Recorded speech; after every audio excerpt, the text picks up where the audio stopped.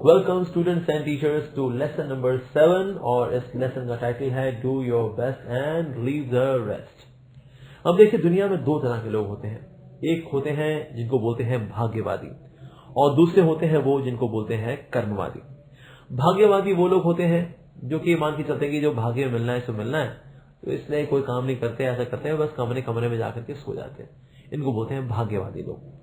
और दूसरी एक्सट्रीम उन लोगों की है जो कि अपने भाग्य को बिल्कुल नहीं मानते, डेस्टिनी को नहीं मानते, पर वो मानते हैं कि जो हम पाना चाहें हम पाएंगे, मेरी रेखाएं मेरी हाथों में है, इनको मैं बदल सकता हूं।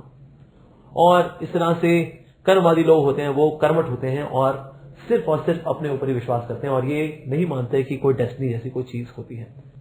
तो ये दोनों ही एक्सट्रीम्स हैं, भाग्यवादी या कर्मवादी, लेकिन ये दोनों ही इम्प्रैक्टिकल हैं। सो do your best and leave the rest का मतलब है कि कुछ चीजें हैं जो कि हमारे बस में है और कुछ चीजें हैं जो कि हमारे बस में नहीं है। और जब हम इन दोनों की एक प्रैक्टिकल अंडरस्टैंडिंग को लेकर के चलते हैं तो लाइफ बहुत ही मीनिंगफुल और फ्रूटफुल हो जाती है। तो मैं आज आपको एक ऐसा फॉर्मूला देने वाला हूं जिसकी वजह से आप कभी भी जिंदगी में निराश नहीं होंगे, और वो है E + P = EP। अरे ये भला कौन सा फॉर्मूला है, हमने तो कभी सुना नहीं। E = MC² हमने जरूर सुना है, लेकिन E + P = EP, भला ये क्या है? सो E stands for efforts and P stands for prayers. Efforts plus prayers = EP, everything possible। लेकिन अब हमें कितने एफर्ट्स करने चाहिए और कितनी प्रेयर्स करनी चाहिए? तो एफर्ट्स हमारे कितने होने चाहिए? जब हम एफर्ट्स करें तो ये सोच के करें कि सब कुछ हमारे एफर्ट्स पर ही निर्भर है, यानी कि 100% एफर्ट्स लगाने चाहिए। और 100% एफर्ट्स लगाने के बाद हमको प्रेयर्स इस तरह से करनी चाहिए हैं, ये सोच करके कि 100% सब कुछ अब प्रेयर्स के ऊपर ही है और दोनों का रिजल्टेंट हमको जिंदगी में मिलता है। तो 100 + 100 / 2 = 100। अगर कोई व्यक्ति सोचे चलो 50-50 कर लेंगे, यानी 50% एफर्ट्स 50% प्रेयर्स, यानी 50% एफर्ट्स लगाऊंगा 50% बाकी प्रेयर्स कर लूंगा, तो 50 + 50 / 2 = 50, तो आपको रिजल्ट मिलेगा only 50%। In case you want to have 100% results, then we should put 100% efforts and after 100% efforts we should have 100% prayers. तो दोनों का रिजल्टेंट हमको 100% जरूर मिलेगा। लेकिन जब लीव द रेस्ट की बात आती है तो एक डर आता है कि पता नहीं अगर ऐसा होगा कि हम फेल हो गए तो, हमें सफलता ना मिली तो क्या होगा? देखिए लाइफ में आपने सुना होगा ईदर वी विन और वी लूज, पर एक्चुअली ये सही नहीं है। In life sometimes we win and sometimes we learn. और लर्निंग कहां से आती है? वो तो फेलियर से आती है। Success is not a good teacher but failure is a great teacher. तो जिंदगी में मैं कभी सफल होता हूं, thank you God, thank you very much for making me successful, और साथ ही कभी कभी मैं फेलियर भी होता हूं, फेल भी होता हूं, और ये फेलियर्स स्टेपिंग स्टोन्स बनते हैं सक्सेस की ओर जाने के लिए। So failures are great teachers. All those who have seen failures they become great teachers, reason being they know what works and what does not work.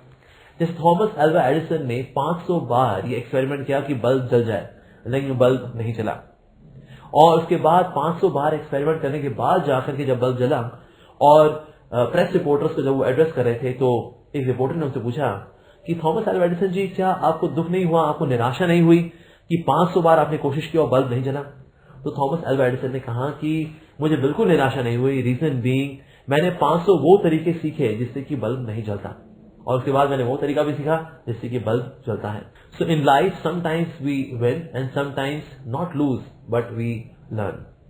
बहुत पहले महाभारत सीरियल में हमने एक श्लोक सुना है, कर्मण्येवाधिकारस्ते मा फलेषु कदाचन मा कर्म फलहेतुर्भूर् मा ते संगोऽस्त्व कर्मणि। आप सबको पुराने दिन याद आ गए होंगे किस प्रकार से महाभारत में ये श्लोक बताया जाता था। और महाभारत में श्लोक आता था तो इसका अर्थ ये होता था कि हमें रिजल्ट के बारे में नहीं सोचना चाहिए, हमें तो अपनी ड्यूटी के बारे में सोचना चाहिए। तो कोई व्यक्ति सोचे अच्छा लीव द रेस्ट का मतलब क्या है कि हमें फ्रूट्स के बारे में, रिजल्ट के बारे में नहीं सोचना, पर इसके कारण हो सकता है मुझे फ्रूट्स ना मिले। वेल ऐसा नहीं है। इसको समझने के लिए हम केस स्टडी लेते हैं। एक है राहुल, एक है बबलू। राहुल क्या करता है, वो अपनी स्टडीज पे पूरी तरह से फोकस करता है और रिजल्ट के ऊपर बिल्कुल ध्यान नहीं देता कि मैं पास होऊंगा, फेल होऊंगा, टॉप करूंगा, नहीं करूंगा, लेकिन वो 100% एनर्जी लगाता है पढ़ाई करने में। और दूसरी तरफ बबलू है जो कि ये सोचता रहता है पता नहीं पास होऊंगा फेल होऊंगा, चिंता में डूबा रहता है और इस तरह से 50% अपनी एनर्जी पढ़ाई लिखाई में लगाता है। तो मेरा आज सबसे सवाल है, बताइए किसका रिजल्ट अच्छा आएगा? राहुल का जो कि अपनी 100% एनर्जी पढ़ाई लिखाई में लगाता है, या बबलू का जो कि अपनी आधी एनर्जी वेस्ट करता है ये सोचने में कि मैं सफल होऊंगा या विफल होऊंगा, मैं टॉप करूंगा या नहीं करूंगा, मैं पास होऊंगा या फेल होऊंगा, और बाकी 50% एनर्जी वो पढ़ने में लगाता है। रिजल्ट निश्चित रूप से अच्छा होगा राहुल का, क्योंकि राहुल रिजल्ट के बारे में नहीं सोचता, वो सिर्फ और सिर्फ अपनी ड्यूटीज के बारे में सोचता है। So do your best and leave the rest का मतलब है कि हमें राहुल जैसा बनना है, in the sense we should 100% put our energy in what is meant to be done, that is our duty. और इसीलिए एक कहावत भी है, that those who are dutiful they are beautiful. तो इसीलिए just do your best and leave the rest. So I conclude this session with a nice anecdote. एक बार भगवान ने एक व्यक्ति को एक सेवा दी कि तुमको इस पत्थर को, एक बड़े से पत्थर को धक्का लगाना है, और ये पत्थर बहुत बड़ा था, एक कमरे के जितना बड़ा पत्थर था।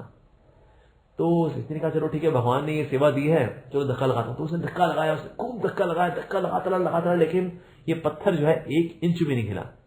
तो तभी वहां पर डेविल आया, और डेविल ने कहा अरे मूर्खानंद, तेरे को भगवान ने क्या सेवा दी? हाँ, पत्थर को धक्का लगा रहा है तू, 1 इंच हिलाया तूने, 1 इंच हिलाया बता तूने? नहीं, 1 इंच भी नहीं हिलाया। तो फिर रिजाइन कर इससे, बोल भगवान को क्या फालतू काम दिया आपने मेरे को, जब मना कर दिया, और कोई ढंग का काम कर। और तो व्यक्ति ने कहा बात तो तुम सही कह रहे हो वैसे। तो उसने फिर भगवान को बुलाया, उसने कहा देखो प्रभु, मैं तो रिजाइन कर रहा हूँ, मैंने तो कर लिया, लेकिन अब रिजल्ट तो अच्छा आया नहीं, आप तो इसीलिए धक्का मारता रहा, लेकिन ये तो हिला ही नहीं अपनी जगह से। तो भगवान ने कहा लेकिन मैंने तुमको हिलाने के लिए तो बोला ही नहीं था, मैंने तो तुम्हें कहा था कि सिर्फ इस पत्थर को धक्का देना है, और तुमने धक्का देने की सेवा पूरी की है, तुमने अपना पसीना बहा दिया इसमें, इसको धक्का लगाने में। मैंने तुमको सिर्फ धकेलने के लिए कहा था, लेकिन मैंने तुमको इसको हिलाने के लिए तो कहा ही नहीं था। और तुम कह रहे हो इतना कुछ किया मैंने, लेकिन कोई फायदा नहीं हुआ। फायदा तो हुआ है। अपनी शर्ट उतारो। जैसे उसने शर्ट उतारी, उसे biceps, triceps, six pack, Alexander cheeks, he was hunky man. तो भगवान ने कहा फायदा हुआ कि नहीं हुआ? कहा हाँ प्रभु, फायदा तो वाकई में हुआ। तो कभी कभी ऐसा होता है कि हमें लगता है कि जो हम पाना चाहते हैं वो हमें नहीं मिला, लेकिन हमें कोई और लाभ मिल रहा होता है। सो दैट केस हमें लाइफ में हमेशा याद रखना चाहिए that we should do our best and leave the rest on God. फिर उसके बाद जो भगवान करेंगे, चाहे सफलता हो या विफलता हो, जो भी होगा हमारे लिए अच्छा होगा। सफलता होगी तो हम भगवान को थैंक यू बोलेंगे, और अगर फेलियर भी होगी तो भी हम थैंक यू बोलेंगे, ये मानते हुए कि जो फेलियर्स हैं ये कुछ नई सीख लेकर के आई हैं, कुछ नया सीखेंगे और फिर से हम आगे बढ़ेंगे। So thank you very much for being there in the session. Have a great day ahead.